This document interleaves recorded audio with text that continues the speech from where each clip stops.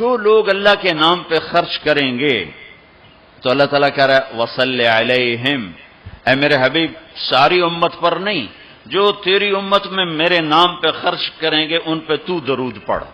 اگرچہ یہاں صلی دعا کے معنی میں ہے کہ تو ان کے لیے دعا کر، آپ ان کے لیے دعا فرمائیں. تو مال خرچ کرنے والوں کے لیے اللہ اپنے حبیب سے فرما رہے ہیں کہ ان کے لیے آپ دعا کریں.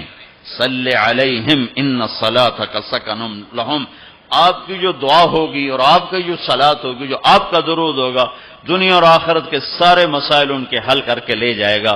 ان کی دنیا بھی سکھی کر دے گا، ان کی آخرت بھی سکھی کر دے گا. تو اللہ تعالیٰ نے زکوٰۃ فرض کی اور بہت تھوڑی فرض کی. پہلی امتوں پر تھی 100 میں 10 روپے اور ہماری ہے 100 پہ 2.5 روپے.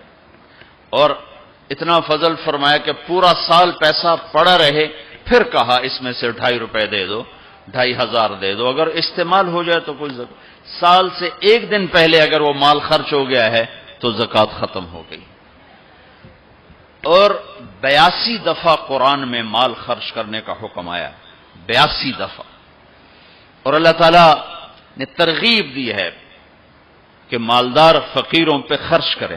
پھر اللہ تعالیٰ نے فقیروں کو ترغیب دیا کہ تم بھی جتنی وسعت ہو خرچ کیا کرو.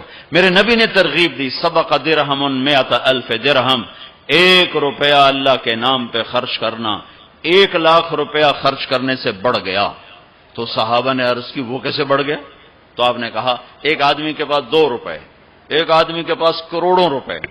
جس کے پاس 2 روپے تھے اس نے 1 روپیہ اللہ کے نام پہ دے دیا، اور جس کے پاس کروڑوں تھے اس نے 1,00,000 دیا. جس نے 2 میں سے 1 دیا اس نے اپنے مال کا آدھا حصہ دیا. جس نے 1,00,000 دیا اس نے اپنے مال کا کوئی 1000واں حصہ دیا. جب تولا جائے گا تو 1 روپے کا وزن 1,00,000 سے بڑھ جائے گا. اور اس کا ایک واقعہ بھی، حضرت عمر ہمیشہ حضرت ابو بکر سے نہ کوشش کرتے تھے آگے نکل جاؤں، آگے نکل جاؤں، آگے نکل جاؤں. ساری زندگی موقع نہ بن سکا. تبوک کا موقع آیا تو اللہ کے نبی نے کہا مال خرچ کرو. عثمان رضی اللہ تعالیٰ عنہ 10,000 لشکر کا سارا سامان تیار کیا. ان کی سواریاں، ان کا راشن کے لیے تھیلوں کو بند کرنے کے لیے دھاگے تک اپنے گھر سے دیے اور 300 دینار اوپر دیے.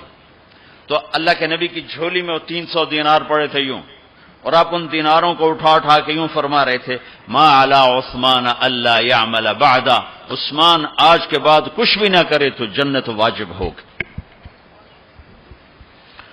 تو عمر کہنے لگے آج میں ابو بکر کو کاٹ سکتا ہوں، آج میں اس سے آگے نکل سکتا ہوں کہ وہ آج کل غریب ہے، میں مالدار ہوں. تو وہ تھوڑا لائے گا، میں زیادہ لاؤں گا تو میں بڑھ جاؤں گا. لہذا انہوں نے اپنے مال کا آدھا حصہ، آدھا گھر میں رکھا اور آدھا لے کر آئے. ابو بکر نے جھاڑو پھیر دیا، جو کچھ تھا وہ سارا سمیٹ کے لے آئے. جب دونوں پراپرٹی سامنے رکھی گئیں تو حضرت عمر کی بہت زیادہ نظر آ رہی، ابو بکر کی بہت تھوڑی نظر آ رہی.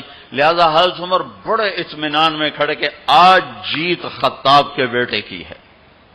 میں قربان جاؤں، اللہ رسول تو جانتے ہیں کہ کون کیا کر کے آیا ہے.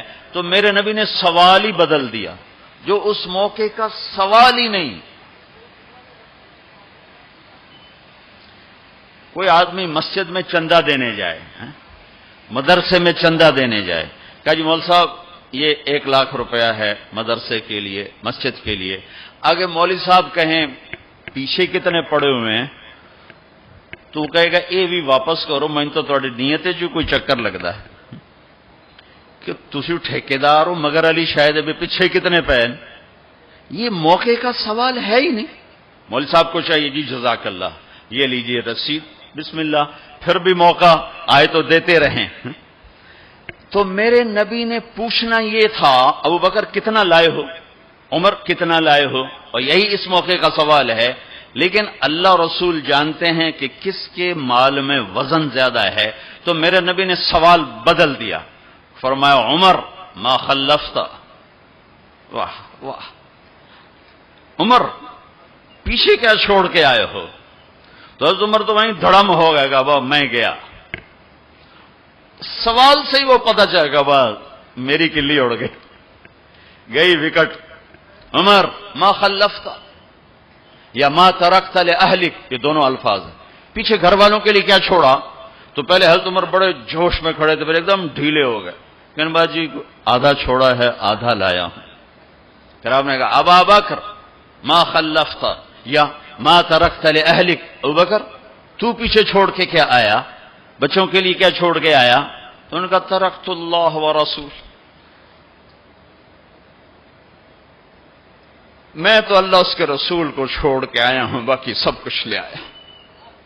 تو اس پر عمر کہنے لگے ابو بکر میں نہیں تجھ سے آگے بڑھ سکتا، کوئی بھی تجھ سے آگے نہیں بڑھ سکتا. اور اگلی سنو،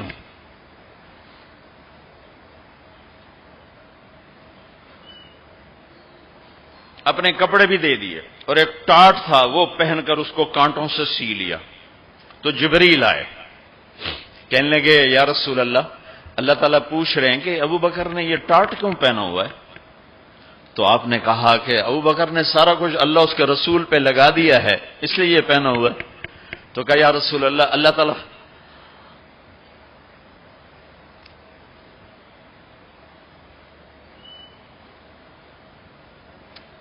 تعالیٰ فرما رہے ہیں ابو بکر سے پوچھو مجھ سے راضی تو ہے، مجھ سے راضی تو ہے، اس فخر میں مجھ سے راضی ہے؟ میں تو اتنا سفر کر کے آیا ہوں، حالانکہ ابھی 4 دن پہلے میں 12 ملکوں کا 10 ملکوں کا سفر کر کے ہوں، ساری ہڈیوں میں درد ہے. میں اس لیے آیا ہوں کہ چلو کوئی بخشش کا بہانہ مل جائے، کوئی بخشش کا بہانہ مل جائے، اللہ راضی ہو جائے. آپ سارے اس لیے حج پہ جا رہے ہو کہ اللہ راضی ہو جائے. جو سارے جہان سے کہتا ہے مجھے راضی کرو، وہ کہہ رہا ہے ابو بکر سے پوچھو مجھ سے راضی تو ہے. تو آپ نے کہا ابو بکر تیرا رب تجھے سلام بھی کہہ رہا ہے اور پوچھ رہا ہے کہ راضی ہو. تو ابو بکر کی چیخیں نکلی، میں اپنے رب سے راضی، میں اپنے رب سے راضی ہوں، میں اپنے رب سے راضی. میرے بھائیو بہنوں، زندگی ایسے گزار کے مرو کہ اللہ کو ملو تو اللہ خوش ہو کے مل رہا، ایسے نہ مرو کہ اللہ کی بارگاہ میں پیش کیے جا رہے ہوں مجرم بن کر، قیدی بن کر. تو اللہ اس کے رسول نے مال لگانے پر زور دیا. اللہ چاہتا تو سب کو مال دے دیتا، کسی کو فقیر کسی کو مالدار. مالدار کا شکر کا امتحان لیا، فقیر کے صبر کا امتحان لیا. کہ اللہ فقیر کا صبر دیکھے گا، مالدار کا شکر دیکھے گا. اور جب مالدار لوگ زکوٰۃ نہیں دیتے تو پھر عزتیں نیلام ہوتی ہیں. جب سب کچھ اپنے اوپر لگانے کا ذوق بن جاتا ہے اور اپنے ہی بڑے بڑے زیور، کپڑے، گھر، گاڑیاں. یہ بھی لاہور کا واقعہ ہے.